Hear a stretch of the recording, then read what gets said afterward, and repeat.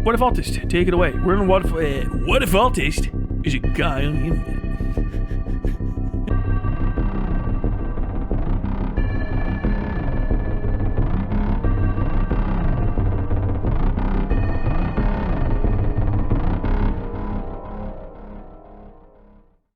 We're continuing the story of the internet's most notable son, Rudy Lynch. Rudy WhatIfAltHist Lynch.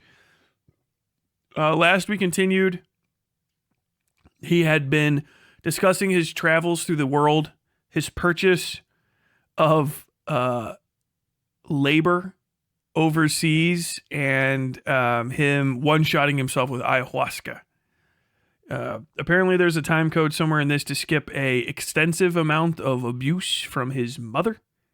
Osu, by the way, all credit to these. If I don't have them linked in the episode description now, I'll have them linked later. Rudy, take it away.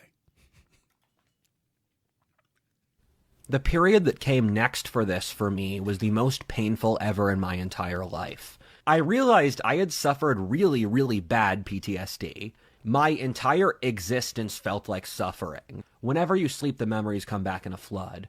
You purposely keep your eyes open as long as you can so you don't see the monsters the night brings. I had nightmares every single night for years straight, with stuff like demons eating out my own intestines, goblins ripping me apart, or being chased by monsters.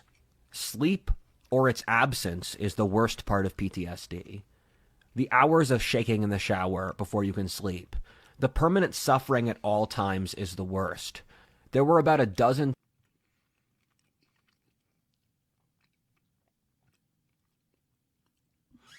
This is, I think this is a reaction to his post-traumatic stress from being abused as a child. Not necessarily just like ayahuasca, but Sometimes I literally did lose physical control of my body due to hitting a bad trigger. I faced thousands of little horrors in my life that would ruin someone else. I felt the most pain when I felt good. Due to the way PTSD works, is your fight or flight mechanism's always on. And so when that mechanism starts to relax and you have to feel good, it kicks up again.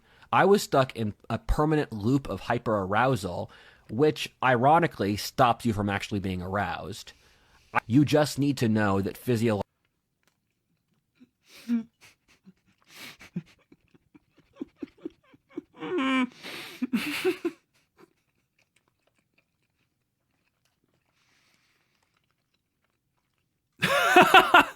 Okay, so I love everything about this. Let me tell you the error that this is the error that Rudy makes when he's talking.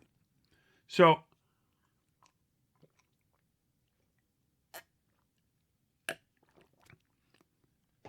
what he's talking about is his fight or flight complex in his mind is wired max. So he's in an aroused state of alarm. He's in a hyper alert state is really what he means to say. Rudy never double checks what he's saying because he goes off the cuff on everything. He's a very stream of consciousness individual. Because of that, because sometimes what he says is like almost revelatory in how like crazy and sometimes kind of fucking awesome it sounds. It builds a pattern when you're listening to him that you think that everything he's saying is intentional because none of it has a different sort of pattern to it. He is always just saying stuff. So when he makes a slight error, it feels fully legitimate and intentional. So in his hyper alert state, aroused in that meaning in his mind is he's fully awake, like he's been aroused from slumber, not like his dick is aroused. What he means to say is he was in a constant high alert state, okay? Which I get. As a PTSD guy myself, I get it. When you are in one of those really bad high trigger moments, a high trigger state, especially if you haven't done any like, if you don't have any medication, if you haven't done any like reintegration training or whatever you want to call it, if you haven't done any like therapy, those can last for a long time, and they can be refreshing. So basically, like, you start in a paranoia state or a trigger state, and then you just stay in it for a while until you become numb to it. While you're in one of those states for a long time, you might not feel any sense of like sexual arousal or like interest in things. You won't feel a lot of interest in things that you would otherwise be interested in, right? It's actually a question to ask you. Are you showing a lack of interest in things you normally enjoy? If you're a guy, particularly a guy that's still like defining himself relative to his sexual conquests, the sudden realization that you're no longer attracted to women for a moment at all, or anybody, like, can be shocking. It happens. It's very typical in boot camp when people are being exposed to this sort of stuff intentionally to get you used to it, that you're like, I have not gotten an erection or felt like thought about girls or been interested in girls for like months or weeks or days or whatever and what have you. And sometimes it manifests the other way for certain individuals. It can be very alarming because all of a sudden you feel like you're not you. He's articulating a very real thing. Actually, my heart goes out to him. That is a very serious and very, very life-altering, for some people, effect of post-traumatic stress disorder. This is real and bad, but also it's Rudy, so he's saying it in possibly the worst way he can to articulate what's happening. What he is not saying is that he had a hard-on for multiple days to the point where he was no longer able to have his hard-on anymore. He's not describing an instance of priapism. He's just saying that he would have trigger states that lasted so long, they started to deleteriously affect his sex drive. I'm pretty sure. Logically, hell exists, and I've already lived there against my own consent. The time period for 3 years after I did ayahuasca were so horrible, especially the first year. The second year was pretty bad too. You'll get there. The fall afterwards was so difficult, and I'm so thankful I made it through. And through all the horror, I forced myself every day to say, Rudyard, when you get out, you will thank God that you survived this time period. I felt as if I had lost my sense of self for years. I fought back as hard as I could against PTSD. I started working only a month after I did ayahuasca. I was still reading 70,000 pages a year and working with my business contacts, none of which knew I had PTSD. I remember hundreds of days I could barely hold my eyes open while I worked. Hundreds of days I forced myself to work, although I hadn't slept the night before. I didn't trust my family, so I needed to make my own money to support myself. Man, if this gooner in his video... No, he actually has legitimate PTSD. He has PTSD from being abused as a kid. Legitimately. Like, his childhood is fucking weird. His mom is a maladjusted schizophrenic who gave him he got a concussion somehow in some sort of incident with her, and she did not report it. So he might actually also have like some sort of CTE, brain damage issue. His dad was a mercury poisoned hermetic psychopath who I don't know, informed Rudy's worldview. So he actually has a legitimate claim. He has a legitimate claim to post-traumatic stress disorder. That's just, I believe him. I legitimately believe he has PTSD. If he had untreated PTSD and then had a fucking acid trip on ayahuasca and had a bad trip, he probably like quadruply compounded his current like bad mental state into something that's just surpassing, literally, I believe him, what you could comprehend. Because basically he took all of his trauma that he did not deal with in a correct way because he didn't know how to, or that even maybe he should, or maybe didn't even trust the people who could help him for various reasons, legitimate and otherwise. Took all of that into a fucking a DMT session, and then did DMT with his literal demons on his shoulder, and had a half-day long atemporal waking nightmare about all of his pain and torment as a person with undiagnosed and untreated anxiety and PTSD. I think he's dead serious this entire time. This is not, you are hearing somebody describe a delusion The delusion felt real. You are actually, this should be preserved. I think actual like psychiatrists should probably watch this because he's just describing an actual mental breakdown. This is what having a mental breakdown is like. He also just doesn't have the capacity outside the mental breakdown to show a strong sense of delineation between delusion and reality because he doesn't have that capacity either. So you're actually hearing an insane person, legitimately, no meanness intended. You are hearing an insane person describe insanity, their reality, as reality that you are also participant in, which is how they feel it. So he is describing his broken, psychotic, delusional reality in a way that he believes you are also experiencing his delusions with him. But this is real. Rudy's not making it up. He is, but there's no way for him to hit the gear. He has declutched the gear that lets him separate reality from delusion. And so all of this is real to him. It's real.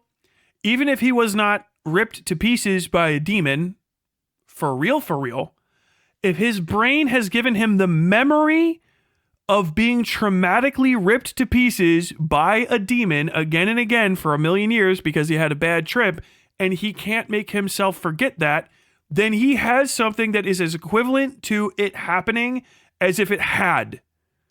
So he has given himself a false memory that is as real to him as real memories you have.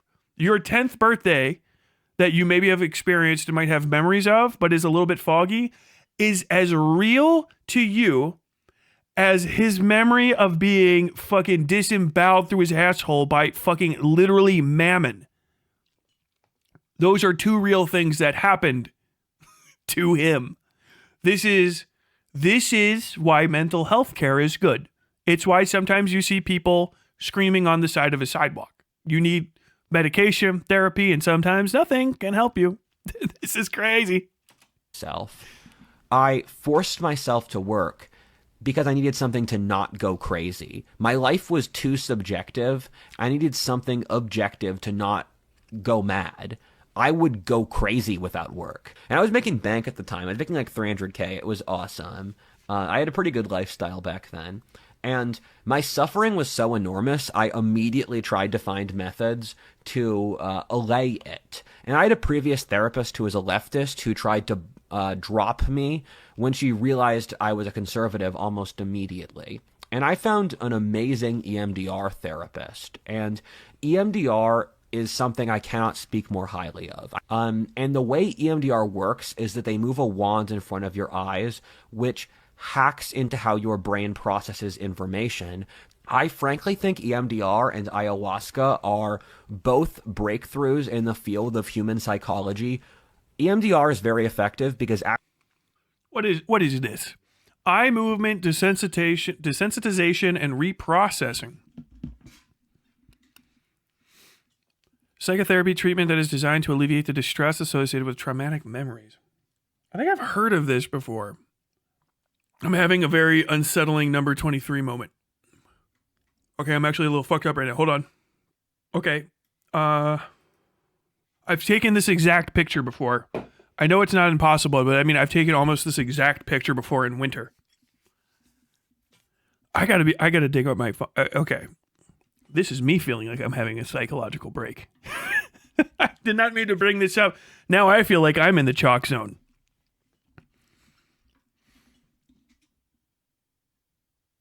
What the fuck? I've taken this exact picture. I mean, it's not like it's impossible. You're just in the woods, but like, is this important to it? I've got to fucking get I have all my old photos on a Lacy hard drive. It's literally right there, but it's a fucking Thunderbolt connection. Isn't this what they're doing to the chick in the fucking Penguin? You know the movie, the show, The Penguin? They got the little light going like that. I wonder if it's the same thing. I don't know if this actually happens. Real Rudy to booty hours. Why do you guys keep talking? This is a child. He's the kid that got out of the chalk zone. Oh no.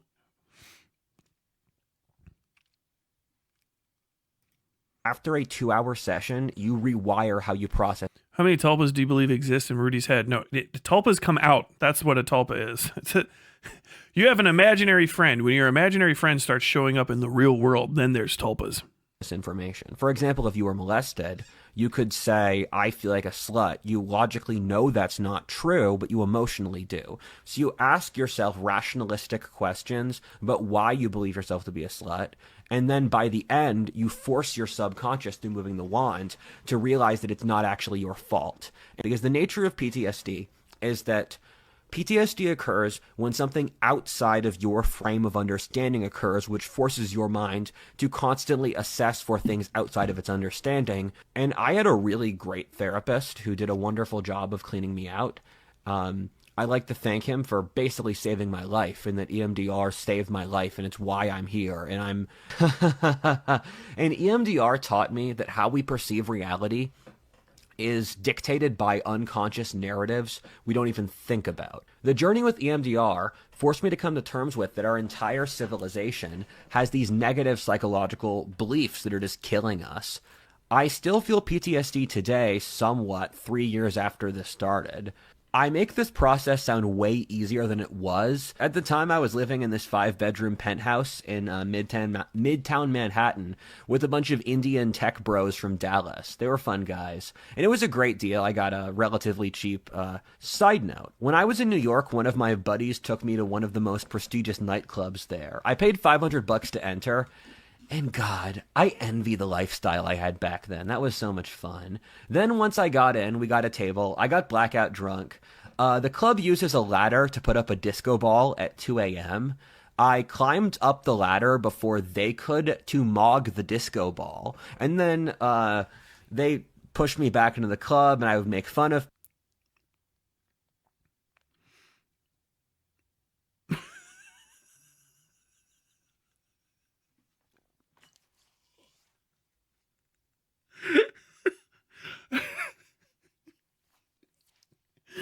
I wonder if you actually went back in time. You know, we always like to think of Jesus as being like,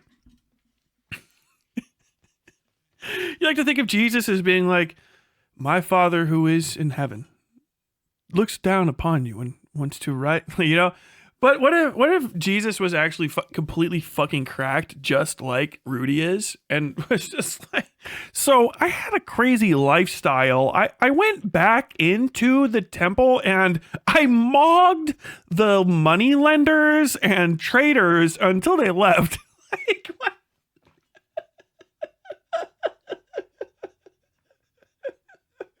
Like, did he just... I know, yes, he did say, did I mog the disco ball? How did he do it? Did he just get up on the ladder and like... he fucking Rudied it? Can you imagine? It's just Rudy. This is the scene from the movie. Hold on. I actually have a song for this. Oh, dude, hold on. Give me a second. It's a bit. We're doing a bit.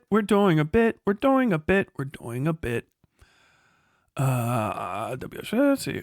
Audio. I have like one club banger type song from something that sounds creepy. Okay, hold on. Okay, so I'm gonna set the scene for you. Okay, I'm gonna turn this down a little bit so you can fucking hear me because this is a full blast. Rudy's drunk as shit, right? He's in the club like.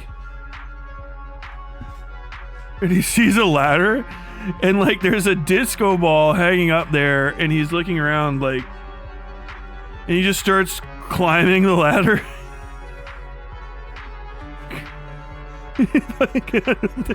Everyone's watching him like, what the fuck? And he's getting up to the top, and then all of a sudden he's like staring at like 10 million little Rudies in the fucking disco ball like mirror lenses back at him.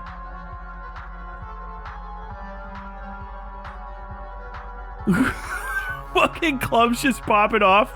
People start flooding in past him. There's little bits of like mist rising off of the ground. He just things floating around.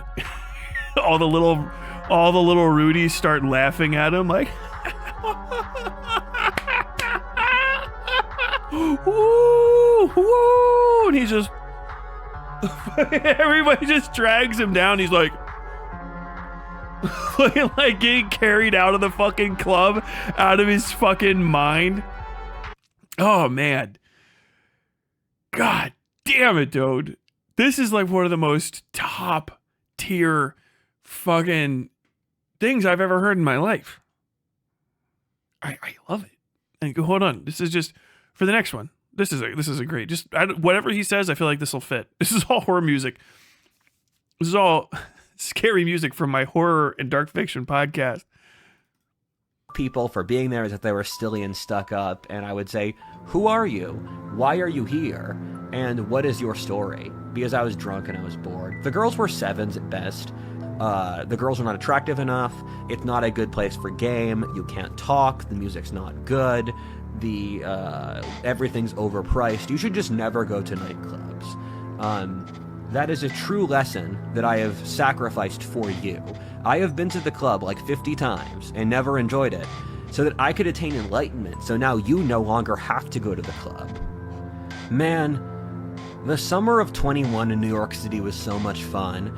I had multiple friends who would throw $7,000 parties where and I was part of a rightist organization that was trying to form an American colony in the Balkans. I've integrated the failings they've done into my current leadership structure, though. The air grew evil in a palpable sense. The city's culture was rotting and going mad before my own eyes. I could sense something really, really bad was about to happen. It's the air got tense. I guess whenever something bad's about to happen, I can feel there's tar in the air psychically, where I have a sort of sense to pick up when places are going to go to hell. It's how I got out of Peru at the right time, why I went to China the last year before they closed their border to Westerners. But I got out of Los Angeles and New York what felt like the right time, because in the time since, wokeness has destroyed New York to a level that people won't believe until we realize the full effect of it years later. Mass immigration and crime issues have destroyed the city. I have friends who lived in New York for decades, and they're never going to go back. And you drive across those states, people are fat, mentally ill, depressed, they're religious fundamentalists, but their religion is the state. And the whole Northeast has fallen apart. Whenever I go to the Northeast, I'm just horrified to see what happened, because this is my home. And my home was destroyed by basically a demonic plague that occurred within living memory. And I live in Texas now to escape it. And it's just so sad. And I wish we could grieve it more. And I tried to ignore my suffering through work, reading, and traveling. Matt D and I traveled around the world together. After a year of excruciating pain, I faced even more pain that summer. Yay! I called it Heartbreak Summer. I had told my father that if he wasn't careful at managing his schedule with his girlfriend, that I would have a PTSD attack. He refused to At this point, Osu has like cut down giant chunks of the video to just, I guess, random phrases. This is the Osu cut. The Vosh bad guy.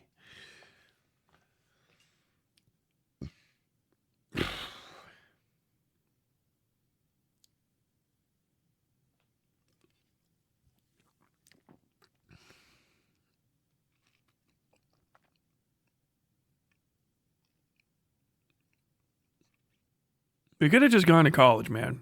I know you didn't want to, but like, fuck.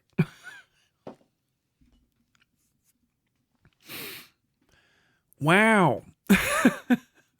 tell me the schedule. And so there was a point when I lost physical control of my body at his house, breaking into screams and muscle spasms. Jennifer said I was doing this for attention. I told him he wasn't my father anymore and that I would never speak to him again. We had a conversation with my therapist 2 weeks later, patched things up. I had also broke things off with a girl who was disrespecting me, so I was looking for something interesting to do to not think about the heartbreak. For people who would like to give me responsibility at this point, the PTSD is no longer an issue.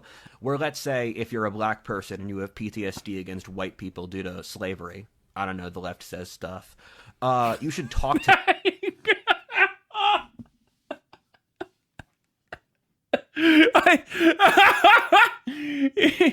I appreciate when he has one I appreciate when he has one thought where he's like, I know that sounds crazy. It's not one of mine.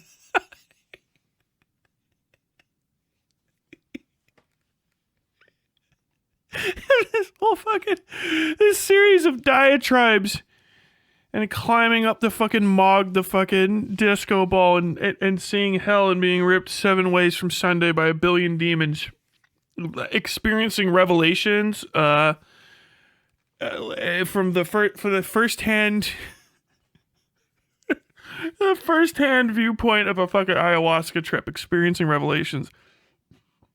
And then after all of that, going, and you know, if black people have like, I don't know, PTSD from white people because of slavery, I would never say something that crazy. It's a leftist thing if that's real. It's awesome. I love that Rudy will have like, oh yeah, here's the most psychotic shit you've ever heard in your life. And then he's like, but this is some bullshit. What? I don't know, whatever the fuck that is. It's awesome.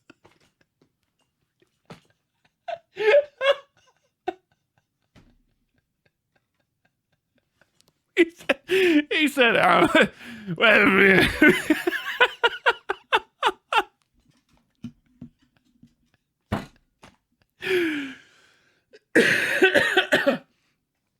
dude said, look, I've been personally disemboweled by Baal of legend, like what the seven of the 1,000 kings of hell have personally drawn and quartered me with their noble steeds.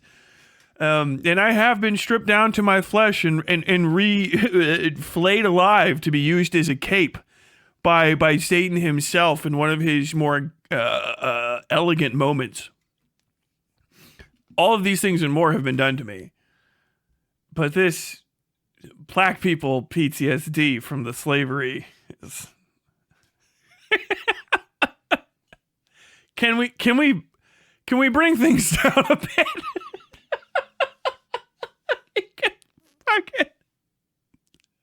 He said,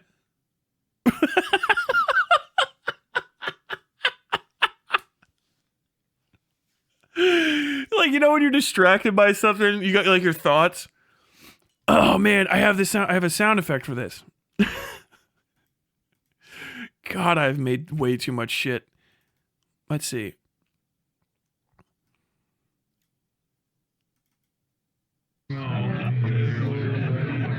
Okay, that's not supposed to open down there. Hold on. What the fuck? Aw, come on.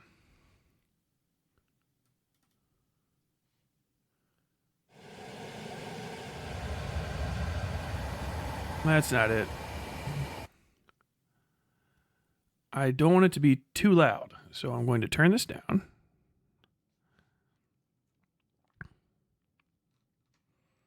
Where the fuck is it? Mm-hmm.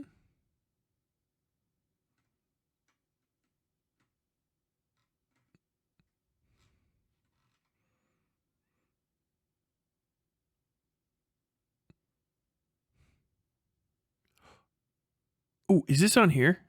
Okay, hold on.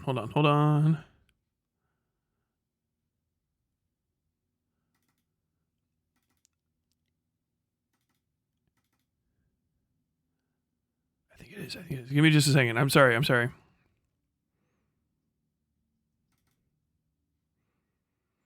Servants of the light.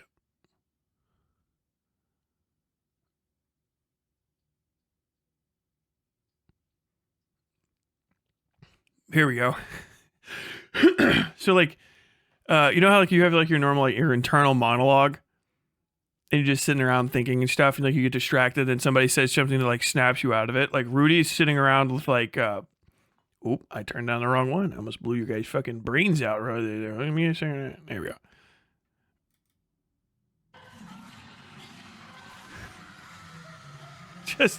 Rudy's just got this.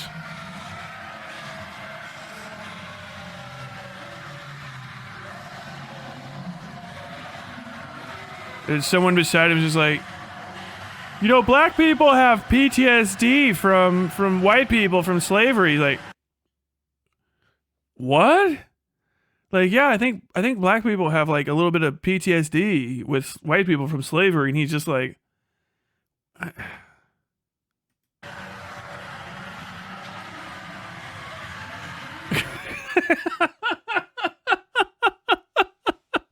just completely clocked out. Oh,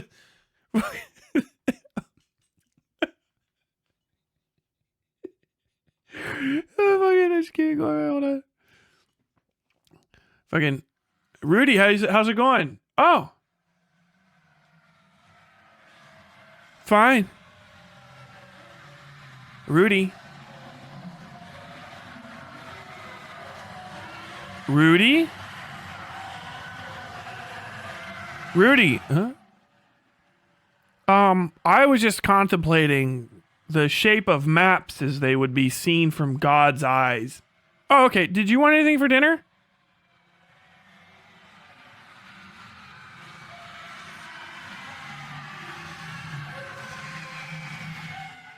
Pizza.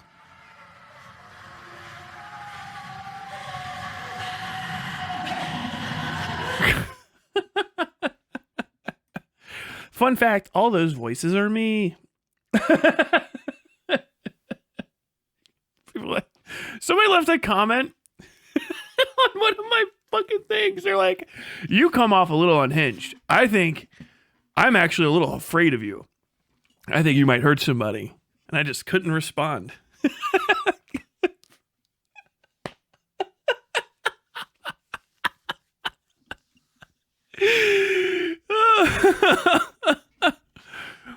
Oh my God, bro. To nice white people. And that is what will end your PTSD against white people. And the next day, Matt called me up, and he said he was forming a social club for Instagram influencers in Los Angeles, and he wanted my help. Deeply, too. I try to do all my shopping in the third world. Egypt and Italy...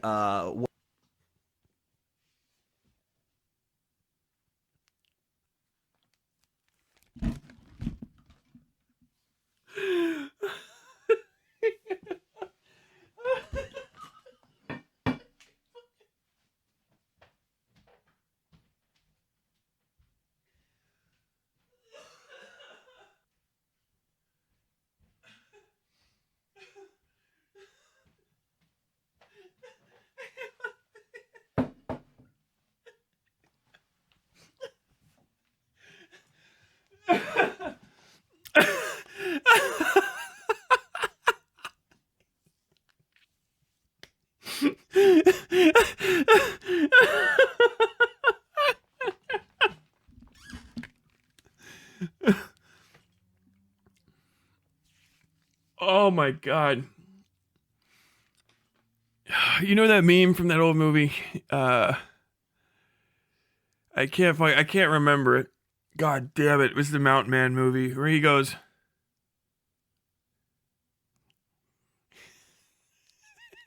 fucking, I like to do all my shopping in the third world. The ghost of Andrew Jackson's just like,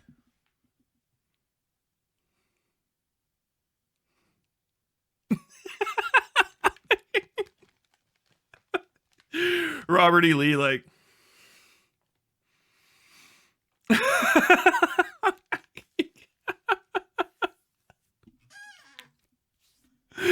fucking Thomas Jefferson's just like, hey. Yes. Very nice. was like Jeremiah Johnson, thank you. Spiritually and psychologically dead. But they got a lot of nice food for. I totaled my car in Ohio after. I initially hated Los Angeles. I saw it as an ugly place with terrible architecture filled with mean people. I just remember feeling complete emptiness and sorrow because I did not actually enjoy being a degenerate. I went on dates with like a dozen different girls in that few month period, including a few Instagram models. I have what shouldn't be high standards but often turn into them, where I immediately cut out a woman who lies to me, who insults my honor, who is older than 26, who is a whore, who annoys me. Because my rule is, if I would rather stay at home and listen to Korpik Lonnie than go on a date with you, then we will not have a date, and I will stay at home and listen to Korpik Lonnie. If heavy... And...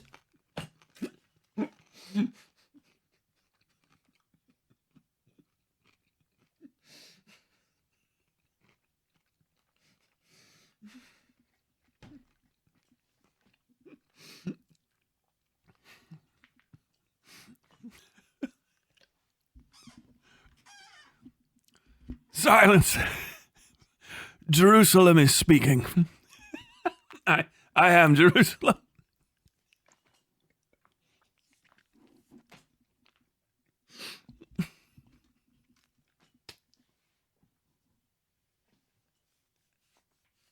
This man is a wizard beyond his years.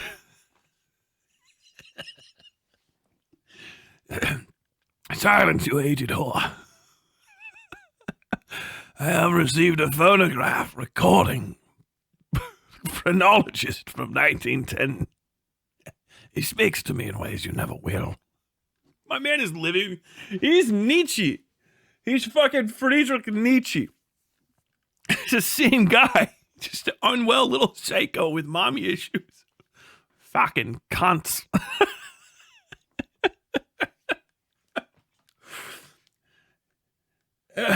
Light. No more. Oh my god, dude. Instagram models. My man was fucking dating OnlyFans hoes, and they were like, hey, this is gonna be like 20K. And he's like, you're a whore. And she goes, yeah, dude, what did you think? What, did you think this was free? I basically filtered out all the women because none of the Los Angeles women could pass that pretty easy test.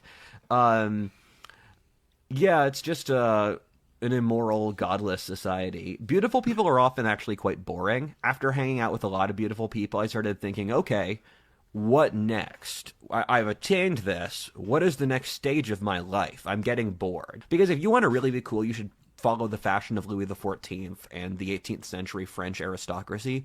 They have objectively better taste than you. You could look at Periclean Greece, you could look at the Taoist art of China, and yet you wear a hoodie, and yet you vape.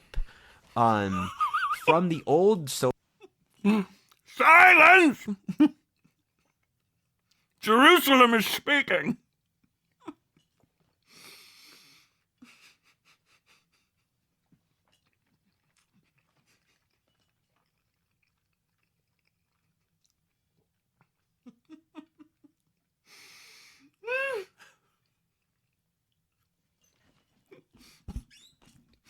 These are just average day-to-day Harkonnen thoughts.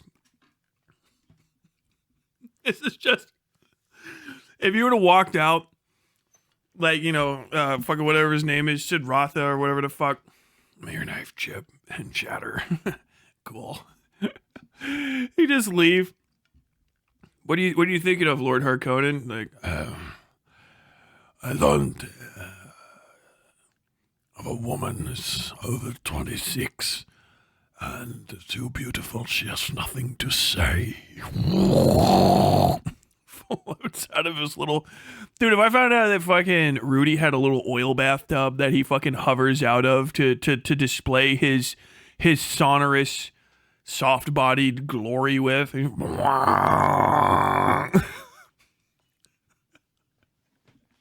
If Rudy were to state that the first time he saw Dune, he understood everything the people were saying instantaneously through the throat singing, I'd be like, I believe you.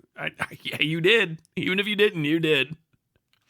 Social network plus that I told you about, I knew a lot of people in the creator system, in the Hollywood system, in that whole world. I hung out in a lot of creator circles and with managers. Apparently, I had a brief opportunity to live with USHER that didn't work out, and I told that to my dad, and he said, why are you hanging with has-beens?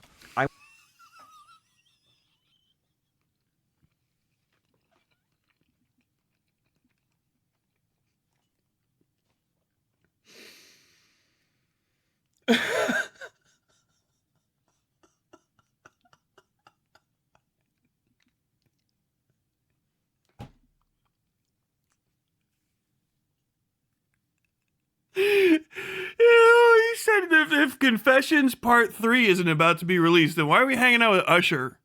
Why are you hanging out with Unk for?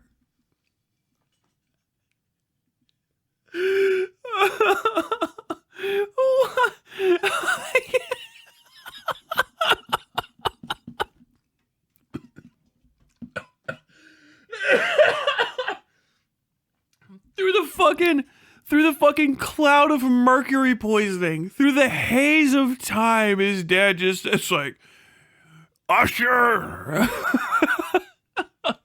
Well, he hasn't been relevant since the aughts! Why would you be hanging out with Usher? Get Low came out in 2005! You should be hanging out with Tyler the Creator and Kenny! The Los Angeles rap scene's much different these days, Rudy. Just stay away from that Puff Diddy.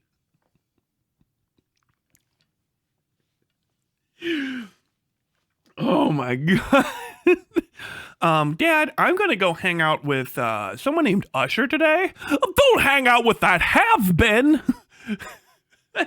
He's been too whack to stack tracks for years. I went to 2 churches for content creators. There's one in the Hollywood Hills, like 50 content creators, and Scientology. Dude, you're gonna find out that Rudy's the first person to get his thetans checked by the Scientologists, and the machine worked. So what you're gonna do is we're gonna give you a scanning or whatever. Okay, yeah, please, I would love to. Go ahead and hold these 2 little things, and he touches them, and the machine just screams. Fucking starts shooting off sparks. All the Scientologists are like, what? Through the eyes of Lord Zeno, we are coming, we are coming, we are coming. We do see beyond the veil, beyond time. Tom Cruise had to run in and rip the things out of his hand. Everybody run! The machine's gotten too much juice in it. they would say thank you, Jesus, 1,000 times, and they'd start jumping up and down, having PTSD convulsions with the word of God. Man, Los Angeles is a vortex of just like crazy energy. I have nothing else to say. It's pretty special. The way I think about, or I talk about, or study the way the world works is that I have multiple mental models in my mind for different predictive scenarios, and I run these at once. In this method, I try to see inside someone's mind and then calculate the decisions they're making as I interact with them to see which predictive model predicts how they talk. This is one of the most useful things I do, and I love doing it, and it's one of the most useful skills you can get as a person. And I want to make an academic field about this in the future called mentalization, or the study. For those of you watching from home, Rudy has just described empathy. Rudy, through the use of empathy, attentiveness, and knowledge of people, has been able to predict behavior typical to humans.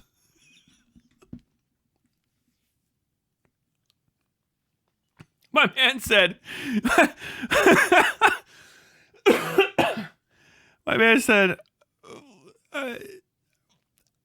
don't even know. I lost the joke. The joke is, oh, I've met people before.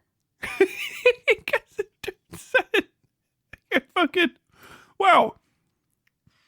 This ain't my first rodeo. I'm going to turn this ain't my first rodeo into a fucking science. He reinvented social skills. This individual did not return my handshake when I first spoke to him. Dude, I bet inside every day, every interaction in his mind must have an entire monologue like fucking Light Yagami in the Death Note. He's just fucking... He's got... We're doing another bit, folks. We're doing another bit. I'm sorry. We're doing another bit. I actually have this one like right here.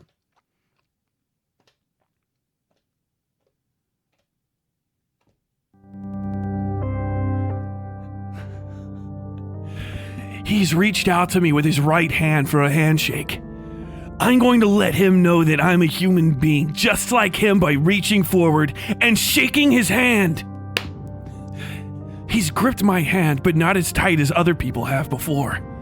Is this a weak handshake, or does he simply not respect me? I'll find out by smiling at him and asking him how his day is. So, how's your day? I don't know. I've had better days than this one, but the sun is out. The current temperature is exactly 64 degrees, with a humidity in the mid-range that is typically comfortable for most people. He's wearing normal clothing, very comfortable, and his skin isn't flushed or sweating. He's having as good of a day as me, but he says it's not as good. Could something in his past be fucking his day up a little bit? Oh, well, what's wrong? Oh, I don't know. I don't necessarily want to talk about it. He's having a bad day. He mentioned to me that it was bad, but now he doesn't want to talk to me about it. Is it because he's trying to keep something from me? What does he know about this day that I don't know? I'm going to have to probe deeper, but if I push any harder, he might know that I'm up to something. How am I going to find out? I know. I'll ask a disarming question about something else and try to lead it back to his mental state. Only then will I be able to understand exactly what makes this day different than any other day. I cannot let him get one up on me. This trip to McDonald's depends on it. So, I know that your favorite sports team played yesterday. How did they do? Well, they didn't do that good. Perfect. This is the end I've been looking for. His favorite sports team didn't do very good. Maybe they did so badly, performed so unwell, that it's ruined his mental state for the day. I wonder if he's been looking forward to this game for a long time. I know. In my right hand, I'll check the sports scores for the last several games for this team, seeing how well they did, and if there's any championships or other skill contests that they are going up for that they didn't perform well in, or maybe they're at risk of not being able to go to. Click, click, click, click, click. Yeah, right there. I found it. I found it. They're only 2 games away from the championship, and they've ruined their placement in the first seed. This is it. The answer I've been looking for. I'll have a McDouble with cheese.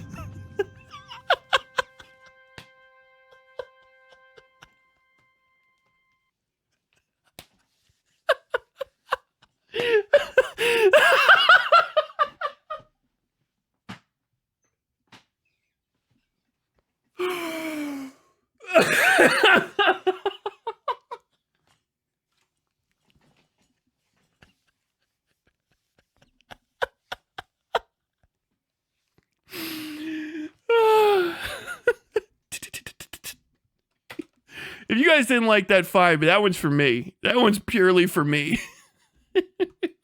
Of how people perceive consciousness and make decisions based upon their context, whether cultural, sexual, class, personality, historic, whatever. It's thinking about thinking. And what I found is that the motivations that made sense for Los Angeles were pure nihilism, greed, and self-loathing. Los Angeles was the thing that got me to believe in the Civil War and Mouse Utopia. That was since in the process of my club lifestyle, I had interviewed dozens of Zoomers in addition to my YouTube. In effect, I had a sample size of both lots of successful young people, or the highest social class among Zoomers, as well as right-wing young men, and what people in my hometown or Philly thought, alongside people I've wandered around the country. This made me realize from a bunch of different points how Zoomers process the world, and it completely changed how I related to my environment and how I perceived the world around me. And I knew lots of super handsome male models, successful. Is my man just gay? Oh, thank you for the super chat. I can't see it. Great bit. Thank you very much for the $13.99 Canadian. Tyler should watch some Meat Canyon. I think I've seen most of it. I'd make some Meat Canyon stuff if I had the money for it. Tyler, should you be drawing or guitaring? I should be eating. Charming single CEOs, content creators. I knew a lot of great dudes, just holistically very charming. And again, 90% of them are single. Keep in mind, I've been in a lot of networks, and this is the shared variable among each of the networks, like the a dozen networks I've been a part of. The dating crisis is apocalyptic. And this is in addition to mass poverty and loss of social mobility.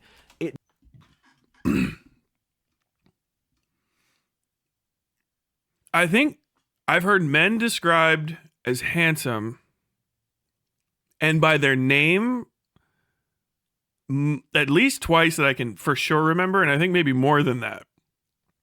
That, very handsome men have been described a number of times here. Women have only ever been described as whores, irritants, pestering mothers, and 7 out of 10s. Dull, mid, unattractive, boring women like my whore stepmother. I don't like them. But I have been roommates with very many handsome Oriental men. I had a lot of roommates. They were Indian. They were Chinese. I do love traveling to the Orient for to go shopping. Rudy would actually be a fucking top tier, 3-episode side character in What We Do in the Shadows. Oh God, not that one again. I thought we got rid of him with the mercury. Oh, hello, Rudy. It's good to see you. Shut up, I love him. Oh, no, he's not him again. Rudy. You guys know him? Yes, of course we know Rudy. If you need me, I'll be in suspended slumber. Look, he's really well connected, but I fucking hate every second I spend with a Jap. Oh, no, it's wonderful. Yes, you can come in and sit on all the chairs. Every chair. Sit on the roof if you want. Sit out in the sun if you'd like. I know this is a bad one. It made me realize a civil war was imminent because we can't keep going like this. If this was the best of demographic, what's going to happen to everyone else? Because I have lots of friends from working class backgrounds, and everyone they know is just completely screwed.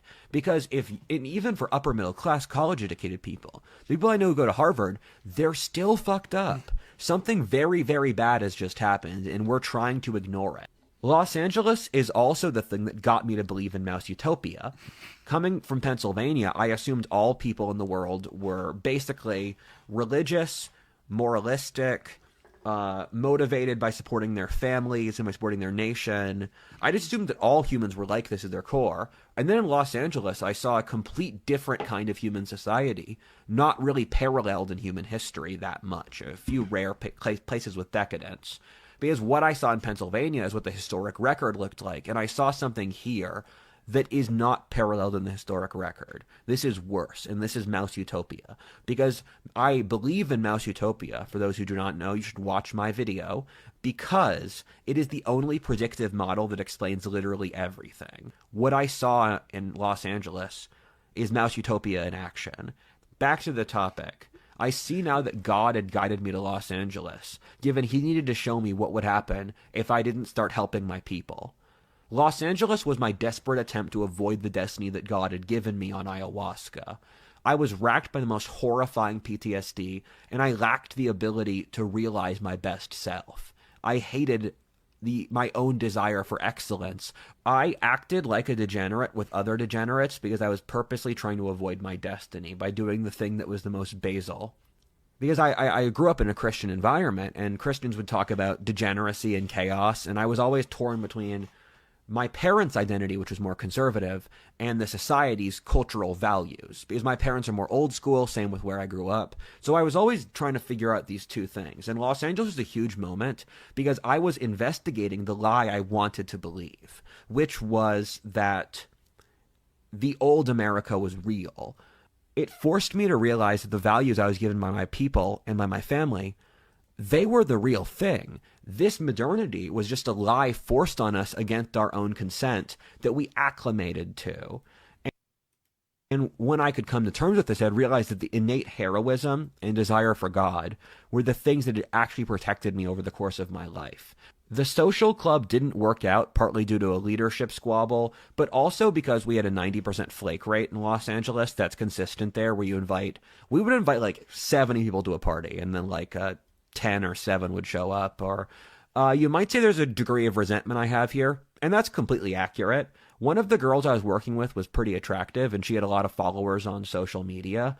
And she started flirting with me unprompted and said she loved me. We hung out in each other's place a few times, and then I realized she was going on dates with 5 other guys and chose a multimillionaire over me. So I have no faith in upper-class women at all. 90% of the time they flirt with you, they're really either doing some kind of social game or they're trying to get attention farming off you. My friend Dave Hamilton, who runs the think tank that puts on conferences for the military and politicians, invited me to a conference he ran for the Air Force in Austin, Texas. I fell in love with Texas immediately and moved to Austin a month later.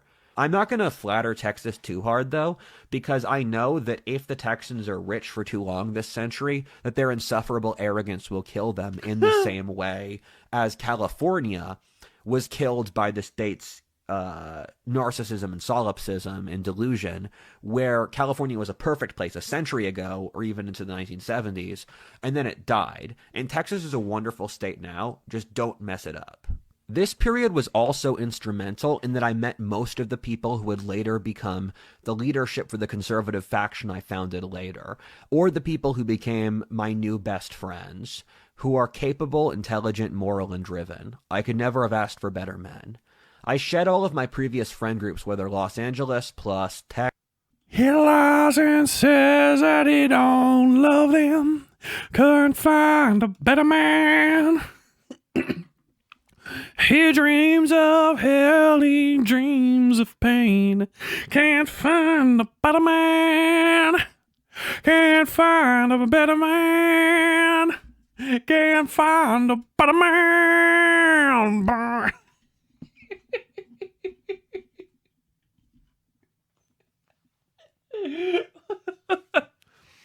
These dudes too hot, but he loves them.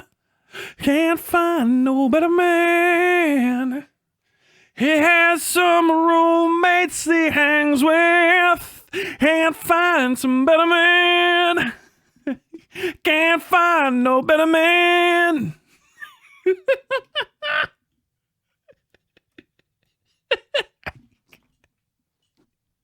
Rhodey, darling. Rhodey, you've got to go to New York.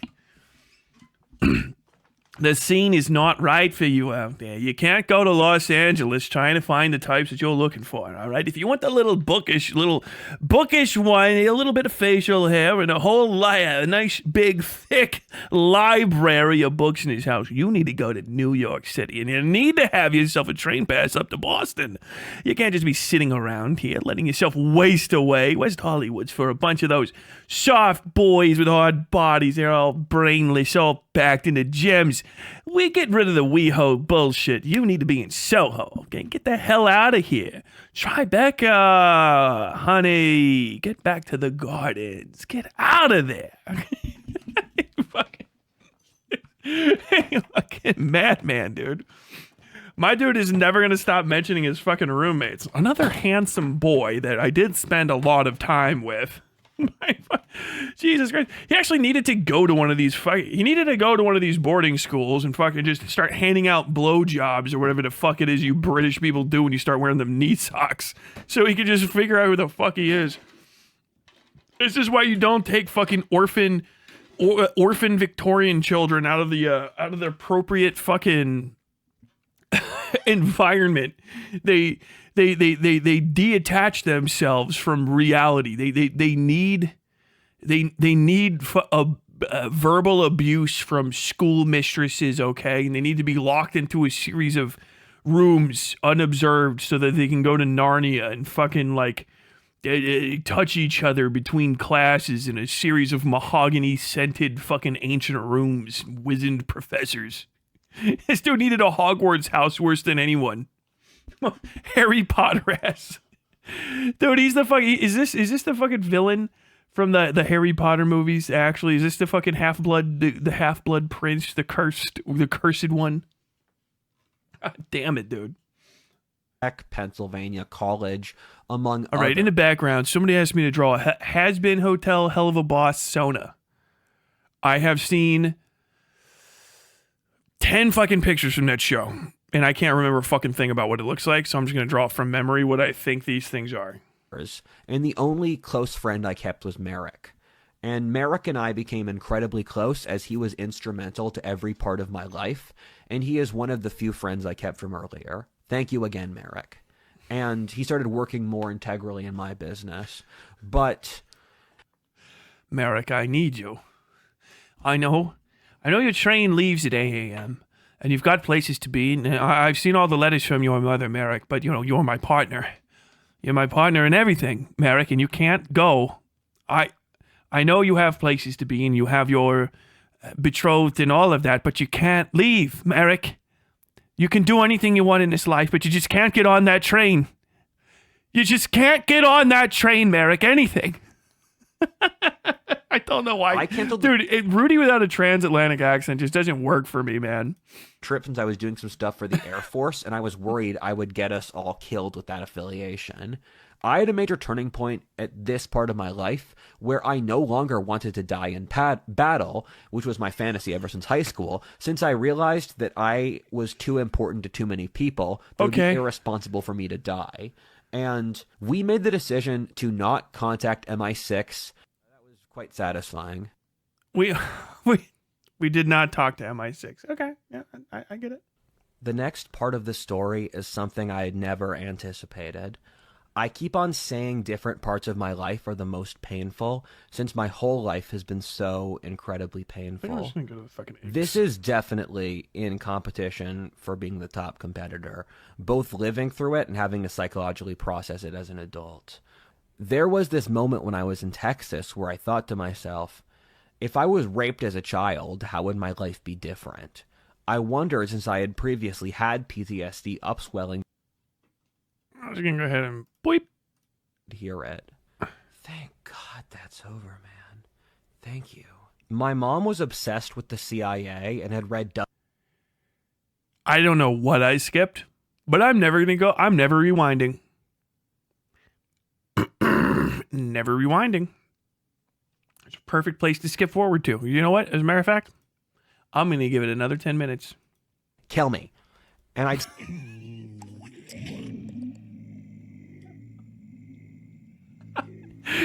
I'm going to skip forward another 10 minutes. I skip forward literally to the words, kill me. It's just like literally pure. The entire thing is pure. I cannot skip out of good content. Say, hit me over the head with a book, Mom. Do it. Okay, I'm going to skip again. End of history, bureaucratic, managerial, rest of life. I was forced to live a double life. It is the origin of the split I have inside my personality between my... Okay, we're going to skip just another 5-6 minutes down the road. Wait, just let me... Okay, this is probably good. We went from makeup Rudy. We've got this shoveled makeup Rudy. You can actually see it get brighter. I think he talked through the night. If we go back here... It's like very, even though it's light bright out, I guess he's just leaning in further. It gets brighter as he closes these, I guess. And then we get Rudy with a jacket. So we're going to skip to jacket Rudy because I feel like all the rest of it can probably be skipped. I had to live through that.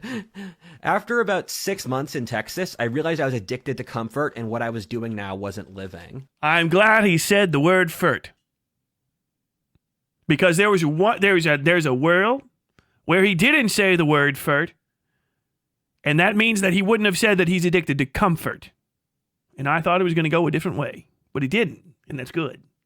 It's very good.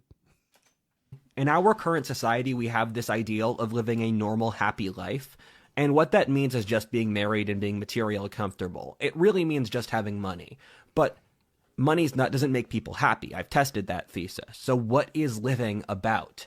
And what we're doing now isn't living. I could feel and sense the collapse of society occur in real time, even in Texas, which is one of the better places in America for just socially surviving.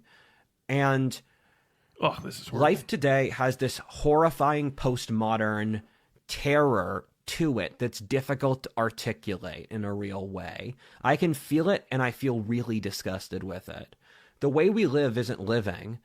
We scroll through Instagram, Twitter, and YouTube as a substitute for actual human life. Our ancestors, even our parents, had lives. They had kids, families, stable work, friends networks, communities, and hobbies. Today, people just have the internet. The average young person spends 7 to 8 hours besides school on the internet. That's their entire day. We have no hobbies besides these screens. We're completely addicted. It's disgusting. All of us are addicted, and no one's going to call it out. And it's shut down the entire rest of our lives. And I have a lot of positive traits, as you also see from this video. But I was looking at the future of my life, and I was thinking, this can't be the rest of my life. I've tried the hardest. I should have been the person who succeeded. But then I look at the Zoomer condition. I'm thinking, there's no way to succeed. This is a rigged game. And there's no way you're going to end up with a happy life unless you try to completely shatter the glass. And I feel I speak for all of society that the period since COVID's been absolutely brutal. This era of history is just psychologically intolerable, and it's driving us completely crazy. I mean, we don't think we're cutting off children's genitals to change their sex. Ah, there you go. We're letting in millions of immigrants across the border. We're so sick. It's so obvious. And see and feel you, even if you can't. I can see your suffering every day, and I find it unbearable. I would do anything to help you. I'm sorry how much pain you're in, and you might say I'm projecting, which I partly am, because that's just how empathy works. You project a little. My financial situation got worse over this time period, where I made what should have been an innocuous error, where I posted my second podcast on the main channel. I thought YouTube has a tab that makes it processed by the algorithm as a podcast. And then what happened is that it tanked my position in the algorithm because I got some videos with 50,000 views, other videos with 500,000 views. So 50,000 videos killed my position in the algorithm for a year. And sponsors pulled out for a long time. The leftist ad block against conservatives cannot be overstated, where as of now, 90% of ad dollars are controlled by leftists to be used explicitly against conservatives. So conservatives fight for the final 10%, which is why a lot of my advertisers are people from the Balkans or the Balkans or Eastern Europe or Asia or something like that, because they don't feel any of our current qualms. From what I can tell, and I'm probably getting these numbers wrong, but leftist content creators make 5 times as much money per view as I do. That's so not true. We don't live in a capitalist or a meritocratic society because of my racial type and my skin and my sex, as well as my political views, which are the reasonable political opinions for my people's survival. I am blocked out of all society. University, most jobs won't hire me because I'm conservative. Consulting positions, every single bureaucratic association is blocking out conservatives and young white men. I have a larger audience than lots of TV stations. I have 2 to 6 million independent viewers a month. That's independent, different people. The numbers might, again, correct me if I'm wrong, but that's what I see from my YouTube analytics. And sometimes it goes to 1.5. But I'm not rich anymore, and I have to be conservative with my spending. I really dislike it because I look at TV stations that have far lower viewership. They get tens of millions of dollars. I know lots of sponsorships in tech for audiences 1/10 my size that make 3 times as much per deal. I know lots of leftist creators making 3 times as much deal as I do. And because conservatives are just blocked out. I haven't gone on vacation in over a year, for example. The problem is we've hollowed out all of life so that the only thing we have in life is screens. We got rid of community, we got rid of religion, we got rid of marriage, we got rid of the nation, we got rid of social clubs, we got rid of everything. And so we just stare at screens. And so even if you're wealthy or successful, you're still staring at a fucking screen. And this is what we're stuck here with. I'm also pretty clear I'm shadow banned. I say that since there are certain growth curves I see in videos because I study the algorithm. I've been doing this for a decade, where the video goes up and then the growth angle collapses, which is not mathematically what should be happening.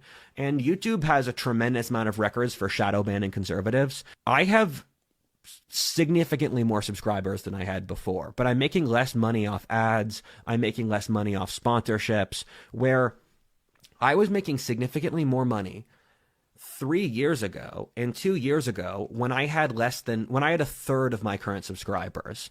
That's how crazy this is. And we know YouTube's parent company, Google, the people who made Gemini, they're incredibly politically biased. That summer was brutally hot, and I was stuck at home. My PTSD was really bad, and I was in excruciating physical pain all the time. I was also still in the process of emotionally remembering everything I said before. My relationship with my father got much better over this time period, is now at the best point ever, as long as I've known him, where after I moved down to Texas, I also told him about everything that happened in my childhood with my mom and all that stuff, and he was very accepting. And he's also really excited about my other projects. And I told him about this video. I showed it to him. And it's cool. It's nice when your life gets better. As I gradually healed, I started to wonder what I actually wanted out of life. And after a bunch of different short realizations, I came to the conclusion that I wanted to go as hard as possible. And I have various connections across conservative media, and I keep a pulse on what's going on in different areas. I started piecing together a picture in which I realized conservatism was an almost all complete anarchy, where no one was in charge, no one had a concept of what was happening, no one had a concept what to do about it, or even the barometers of how to relate to it, or parameters. The whole field seems to be in collapse, with very few figures willing to take responsibility for conservative culture itself. It's just Trump being a Chad holding stuff up, and then nothing else. You guys don't know what you believe, you don't know what your direction is, you don't know how to relate to it, you don't know how to talk to young people. And I realized conservative culture, just the underlying nature, besides just winning elections, is just completely dead. And I don't know what's happening. And I saw this with a lot of the creative tension that conservatism has, because I noticed with conservatism, it has lots of very smart and very capable people. Whenever I go on Twitter, I'm shocked at the level of IQ, which is hard to believe for Twitter, but there's a lot of smart stuff on Twitter. I'm shocked by the direction of the people, especially as I met more of them in person. I thought these were incredibly admirable people, and there's so much stuff going on here, and there's so much dough to play with. Then I realized no one wanted to take advantage of this. No one was looking to lead the right. No one was looking to do cool stuff. No one was looking for the future of conservatism or how cultural ideas in the past related to conservatism. This weird thing that I call high schoolism, because in almost every single industry I've studied in America, it's always the same complaints. Everyone has the same complaints every cool time. And who's not cool. It's done for very arbitrary reasons, relating often to corruption or to friends of friends or to college. And it's just incredible incompetence. And it's always very rational. What I found out, I started this thing. Doesn't matter what the thing is. It's the same conversation every time. I started this thing. And when I started, I thought we all had a purity of purpose. I thought, I got into this for the love of the game, but the deeper I got into stuff, the more I started to realize that this is just another popularity contest. It happens to everybody. Every single person thinks that you're all too good for it. We're all too good for it. I'm not the guy. I'm not the one who's going to be, what in the fuck what is that Steam trying to pop up on my fucking thing? What the fuck is that? There we go. All right, big fucking hand guy. These feet are too small though. They're too fucking close. He's a little bit more. You need a little bit more leg.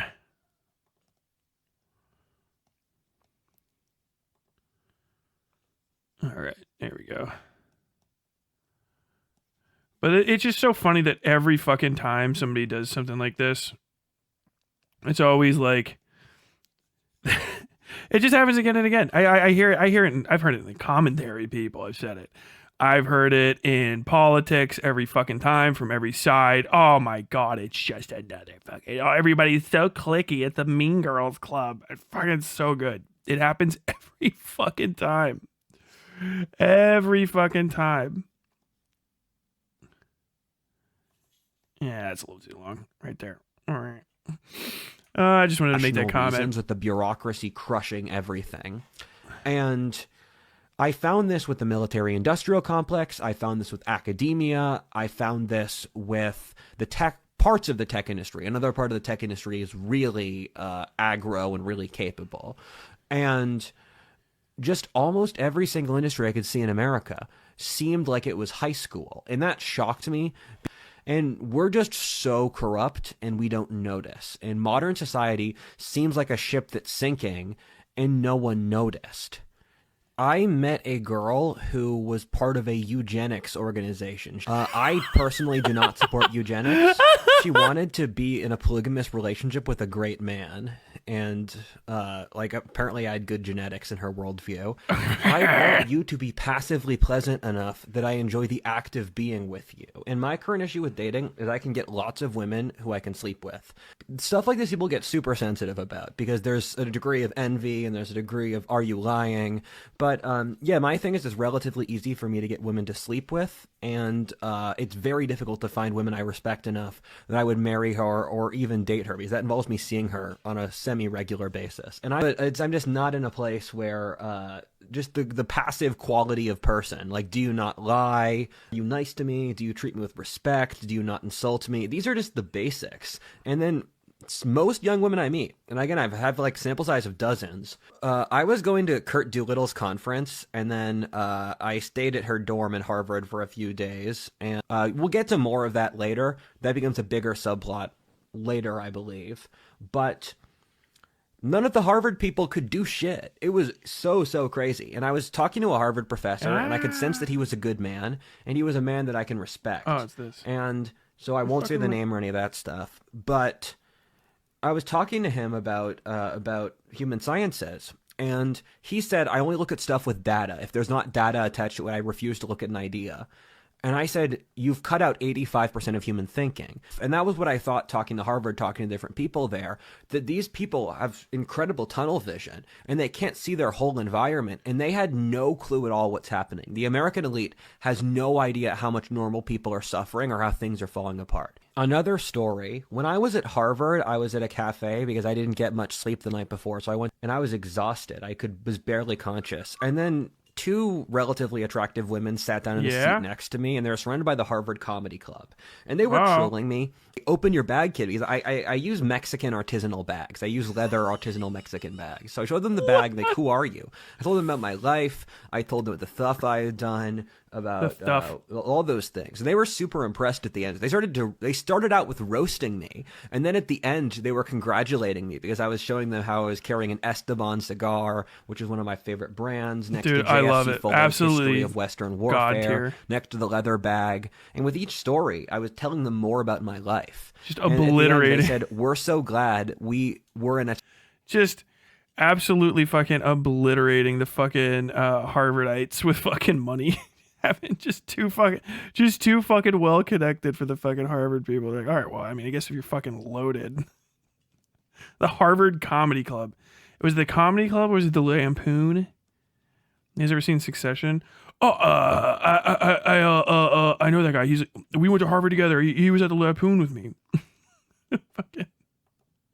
You know what? Fuck it. Just detail time.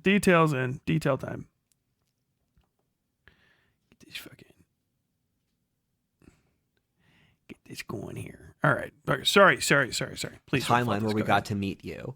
I forgot to say this, so I'll throw it in later. But guys at the Harvard humanities department noticed me. They knew I was WhatIfAltHist, and they brought me around among the staffers, and they were fans, and they were all supportive. And I thought, we have already won the culture war.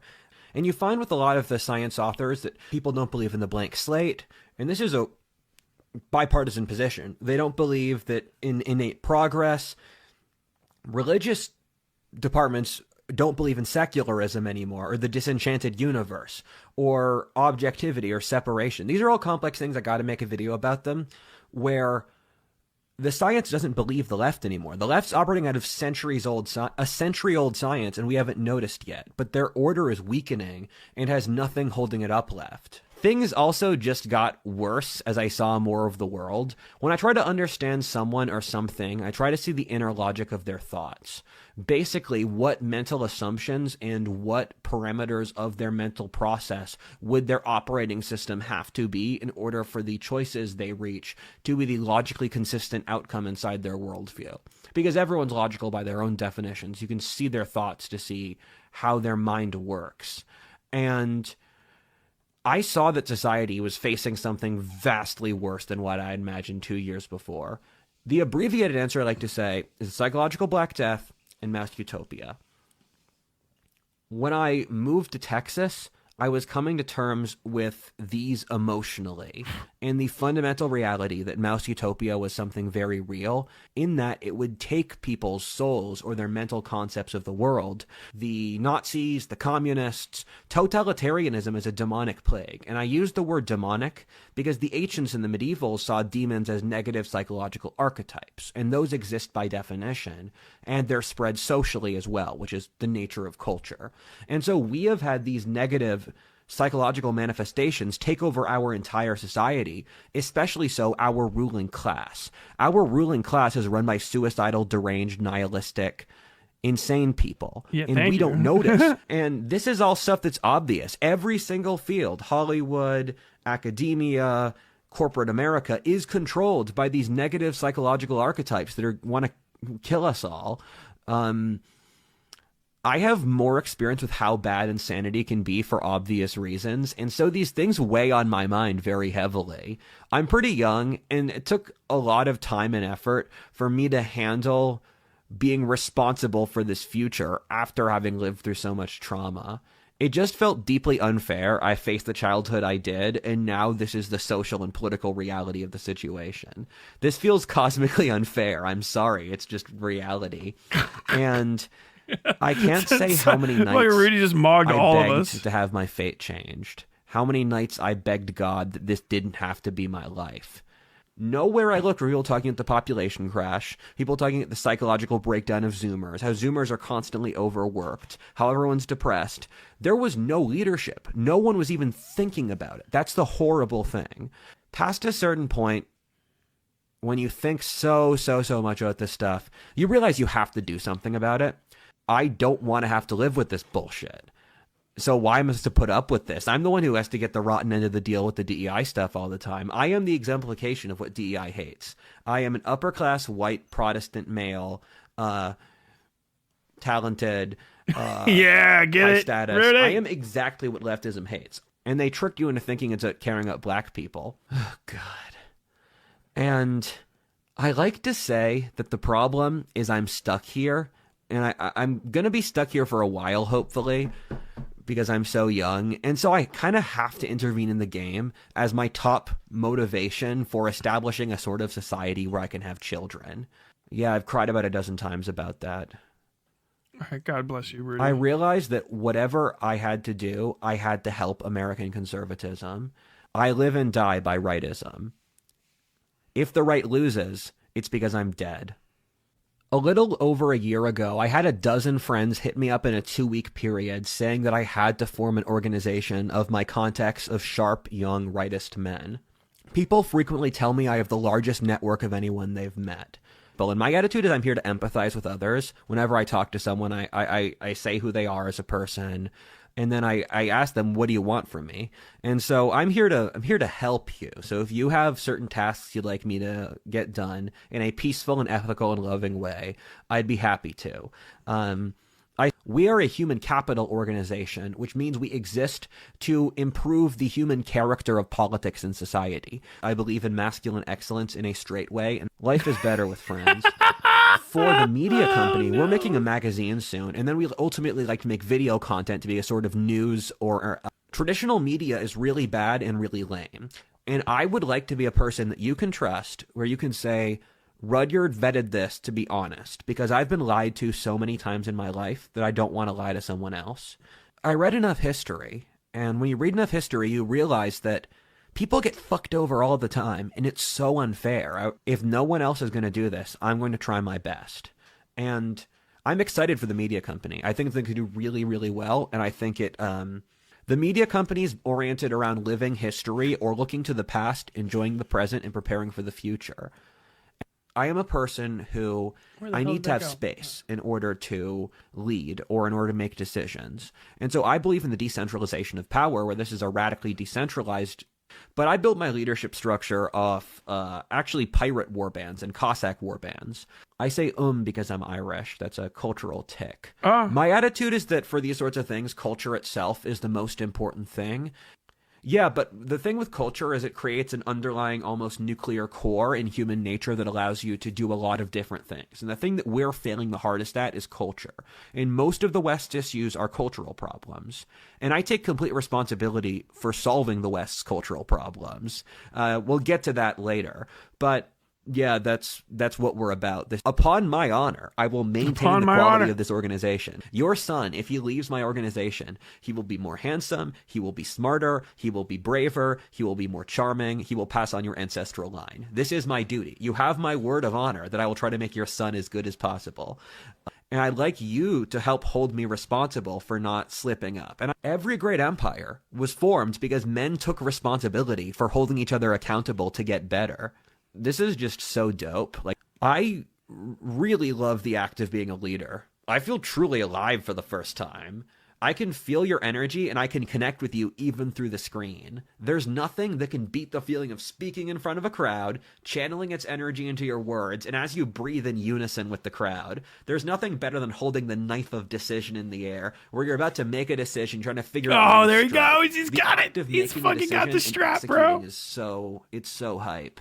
And there's nothing more fun than assessing every single other player in the game and finding their strengths and weaknesses. God willing, I would like to do this for the rest of my life. So I basically decided to take the future of conservatism into my own hands. I'm here to cooperate with people. Whatever that needs, I'll do it. The manifesto I wrote, the manifesto for the new right, that was dictated to me by God. And God told me that I should integrate science, Christianity, and Darwinism into a single coherent theory. I've been regularly communicating with God about what he believes the future of the right philosophically should be. And this is what I'm about to feed you in this video is the best attempt. It will not be perfect. And this is a work in process where I integrate with you as a public. We talk to each other and I change my ideas over time so that we can help all of each other to attain the best state possible. The ideology I've been developing I call formism so far, although I'm not attached to that name. Formism is the idea that we should replicate the divine forms in material form, that we should study God and the divine platonic forms through mysticism to make technologies which can model the divine will as closely as possible, that the force that powers the universe is responsibility and honor. It's a socially conservative, meritocratic, masculine, martial, mystic, and yet technologically progressive worldview, as you'll see over the course of this video. God is not satisfied with us and says that our current society is an abomination of degeneracy, demons, and evil. As I've come closer with God, I've come to completely loathe the current society we live in. We live in the world before the flood, like in the Old Testament, where before God smites everyone. And the degeneracy is so evil, our society is dying in real time in front of our own eyes, yet we're too complacent to realize it. As time came to pass, I came to realize the world of modernism that I thought I had lived in for my whole life was a lie and was never real at all, that I had been duped. And as I saw the world through God, my entire perspective on the universe changed. I stopped seeing the world as right or left, but rather upon does it carry God's positive... Okay, there. My piece of shit. There's my has-been hotel guy. Oh, no, I drew on it on accident. There you go. Has-been hoteler. Has-been hoteler.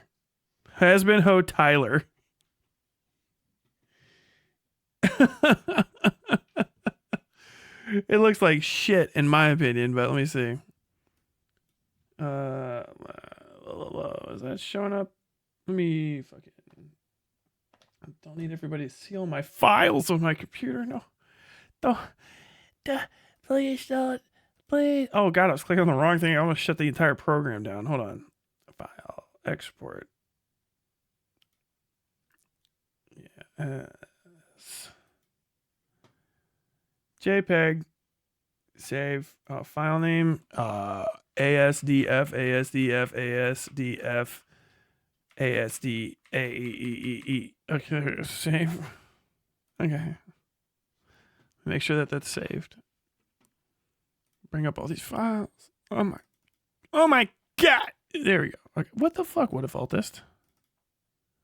Okay, there we go. Oh, my fucking teeth aren't white. Hold on. Let me just whiten up them fucking pearlies. There we go. Now we will file, export as this. Yes. Okay, cool. Very nice. Very cool. Very nice. Very good. Don't save. Get dunked on, kids. I did it for the gram. I did it for the gram. Rudy, fresh and fruity. All right. What the hell is he talking about? Life charge or not? Is it a higher form where it is capable of greater complexity and more aligned with the divine will? Or is it a lower form built off pettiness? I think I'm good, actually. I feel like I'm done. Thank you, Rudolph. Thank you. Hope you enjoyed your time on the Westside.